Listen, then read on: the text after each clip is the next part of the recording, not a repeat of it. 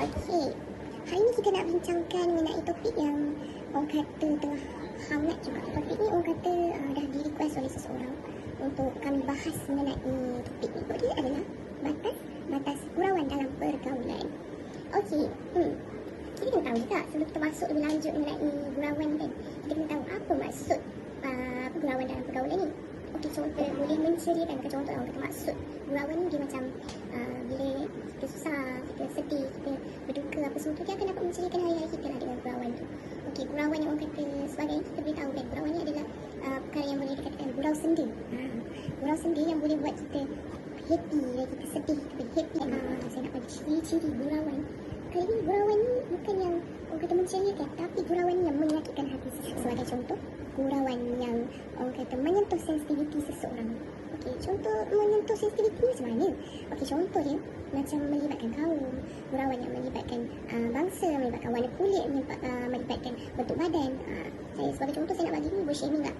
Okey, contohnya macam kau ni makin gemuk lah, macam tu kan. Tak apa, kau ni kurus sangat lah macam papan. Benda ni walaupun bagi kita gurauan je pun, tapi sebenarnya orang tu akan terasa. Seharusnya ciri-ciri gurauan yang orang kata kasar kan, gurauan yang seksual, benda ni tak ramai orang perasan lah, sebab dia menggunakan macam double meaning punya gurauan.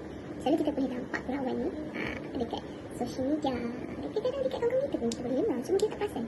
Okey, contoh ni selalu saya dengar lah kat sekolah dulu kan. Kat sekolah dulu diorang selalu punya macam dia kesimpulan tu nasi mak dia pusing lah, macam tu.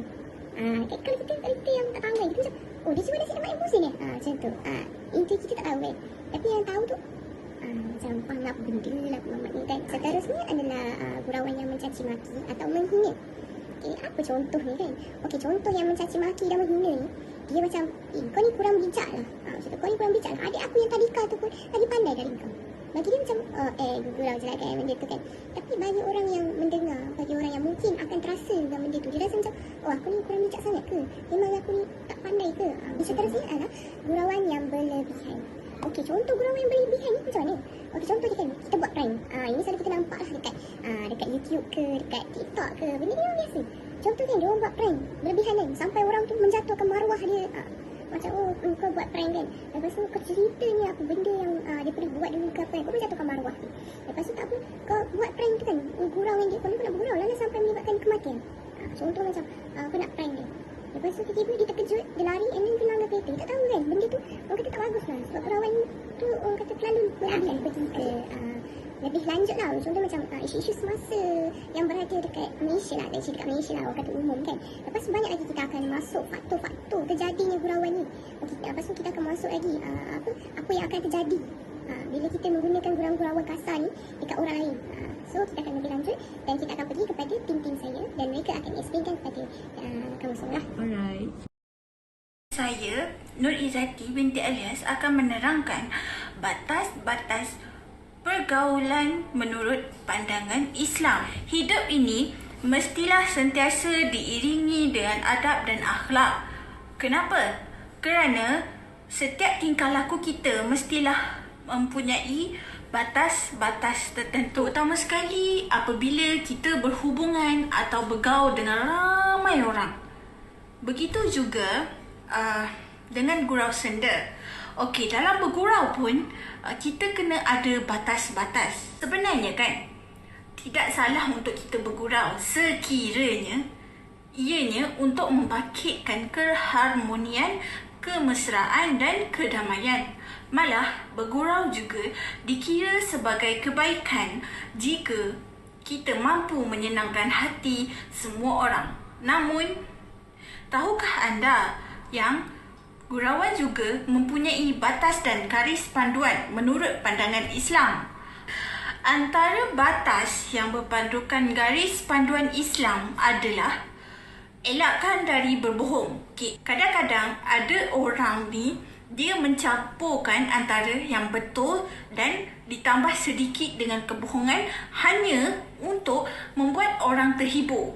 Islam juga mendidik kita, iaitu umatnya, untuk bercakap benar dalam gurauan. Oleh itu, apabila kita bergurau ni, kita mestilah bersikap jujur, Malah, jangan kita melakukan pembohongan dalam gurauan. Batas gurauan yang lain adalah tidak berlebih-lebihan dalam gurauan sehingga kita ni hilang adab.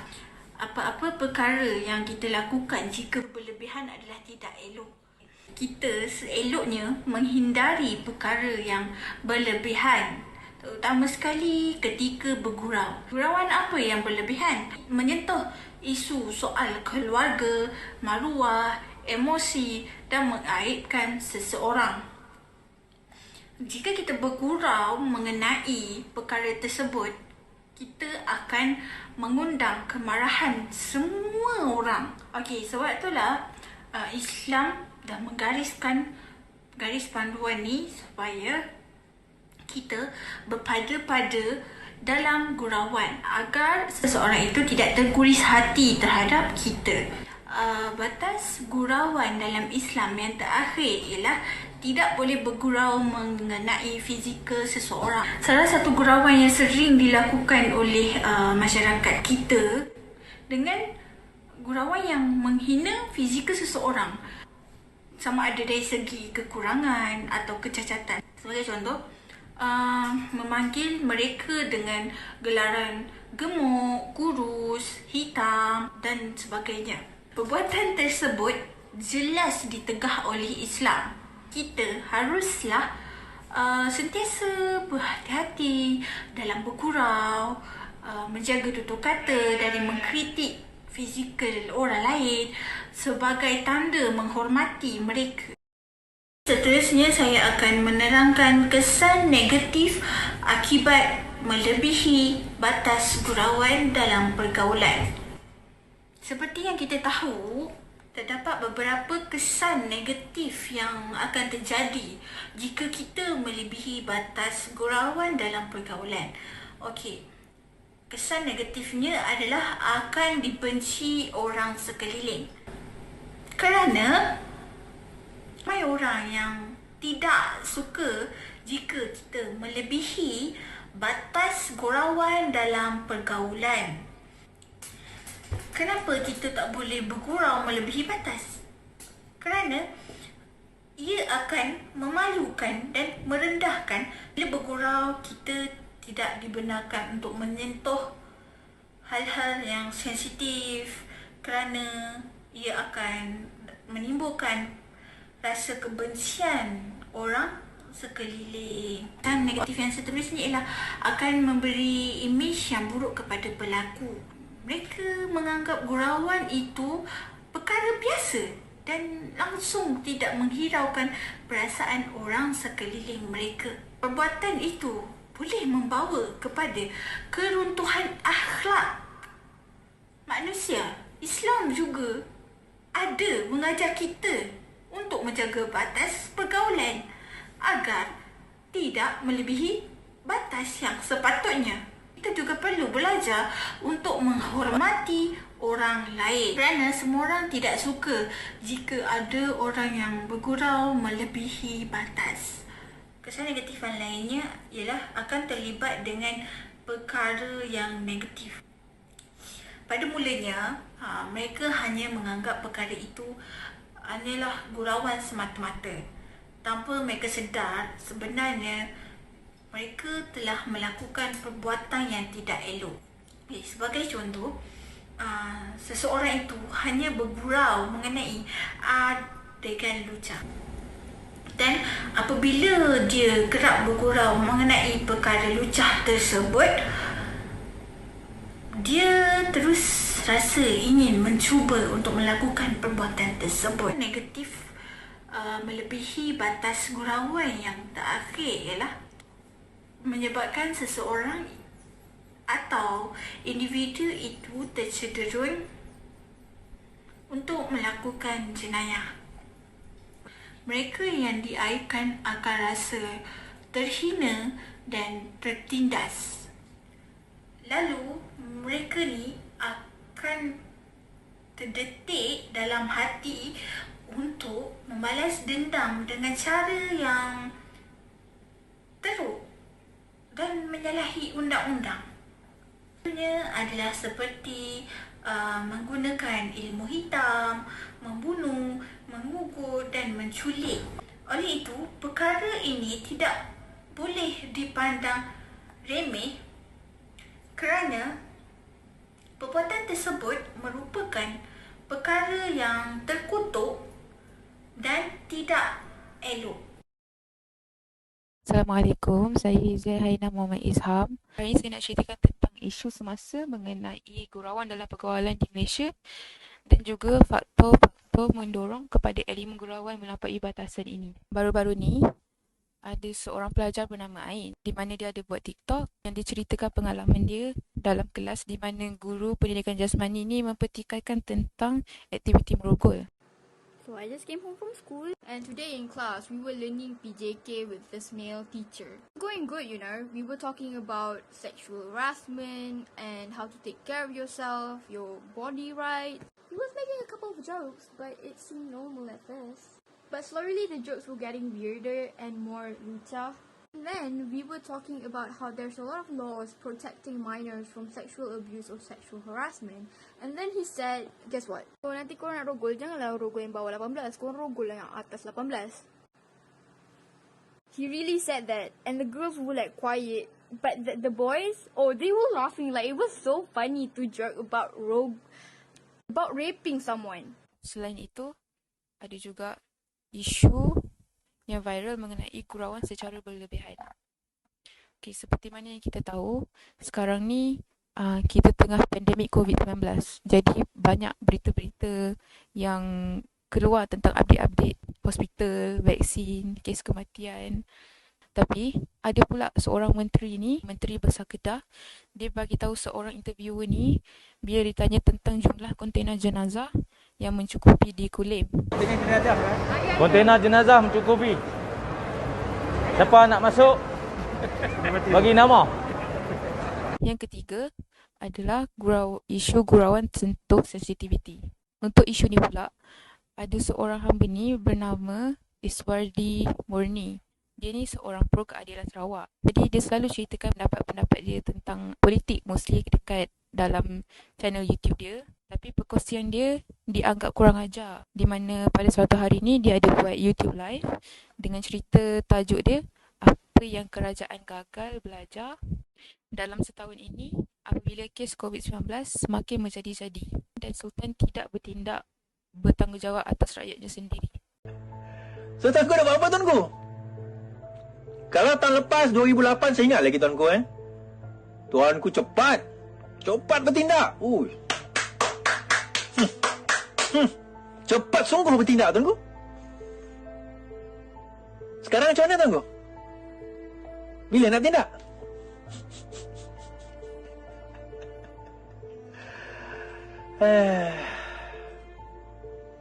Apalah tuanku? Tak apalah. Biarlah ramai rakyat tuanku matilah. Lawan, tetap lawan tuanku. Yang terakhir, ada pula isu viral mencaci maki. Sama isu dengan kes COVID, seorang lelaki ni dia ada buat video bagi viral sebab dia kena saman dengan harga RM1,500 sebab tak pakai pelitup muka ataupun mask waktu berada di tempat awam. Betul tak? Tidak. Saya kena tahan ni dengan polis sebab saya tak pakai mask lah. Saya dekat tempat dekat gas station saja pun kena kacau. Okey, tak apa, dia minta IC saya. Saya bagi IC saya. Ni IC saya bang. Saya tak kacau orang bang. Saya tak bagi saya rekod. Rekod apa? Yelah, saya pergi situ. Saya bayar tak cenggu je bang. Saya tak buat benda lain tau. Saya bukan penjenayah bang, saya rakyat biasa tau. Tapi aku apa? Orang semua kena tekan dalam ni, abang follow je. Tak payah nak provoke. Saya tak nak provoke bang. Saya bukan yang provoke bang. Saya pergi situ, saya bayar guna tak cenggu saya. Saya buat tu saja. Saya bayar guna tak cenggu saya. Saya datang sini, abang ni dah cakap, tak pakai mask. Bang, kalau pakai mask bang. Tak, jangan rekod. Apa salahnya saya rekod? Saya pun gentar juga. Ada 4-5 orang polis. Rekod sini. Rekod saya tulis. Sekarang saya akan ceritakan tentang faktor-faktor yang mendorong kepada elemen gurauan melampaui batas ini. Faktor pertama, kurangnya sifat sensitiviti dalam diri sendiri. Gurauan dia menjadi lebih kritikal bila seorang individu tu dia tak mempunyai self control ataupun lebih diketahui sebagai kawalan diri. Contohnya, seorang anak ni dia cuba menceritakan suasana dengan gurauan melampau terhadap ibu bapa dia dekat jiran dia. Boleh lihat di mana anak tersebut mempunyai kurang sifat sensitiviti dalam diri dia sampai dia sanggup buka aib ibu bapa dia di hadapan jiran tersebut.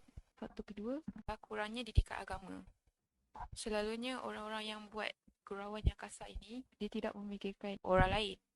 Jadi apabila seorang itu tidak mempunyai pegangan agama yang teguh ataupun kurang didikan agama, dia boleh terjadi dia untuk terlebih bergurau, termasuk mereka-reka sesuatu yang tidak wujud. Faktor ketiga, terpengaruh dengan media massa. Sekarang kita dapat lihat segala perbincangan dia ada di hujung jari saja. Jadi dengan penggunaan telefon pintar ni, kita dapat meluahkan segala perasaan kita online. Jadi kita sekarang ni bukan sahaja terpengaruh dengan dunia luar, malah dapat juga melihat perkara-perkara yang kurang sopan juga di atas talian. Okey, perkara ini kita boleh dapat tengok di mana kanak-kanak seawal 5 tahun telah pun diberi akses untuk guna peralatan canggih, dapat guna handphone, dapat akses untuk internet. Jadi sikit demi sikit mereka dapat belajar linguistik, cara percakapan dalam media sosial. Jadi pengaruh media massa ni sangatlah bahaya sebab jika keterlaluan, kerana ia boleh melukakan hati seseorang. Faktor yang terakhir ialah niat untuk menjatuhkan orang lain.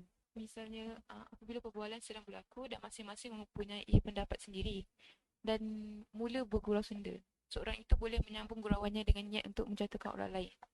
Contohnya macam dia ungkit balik kesilapan orang tu ataupun malukan dia, ingatkan balik pengalaman pahit.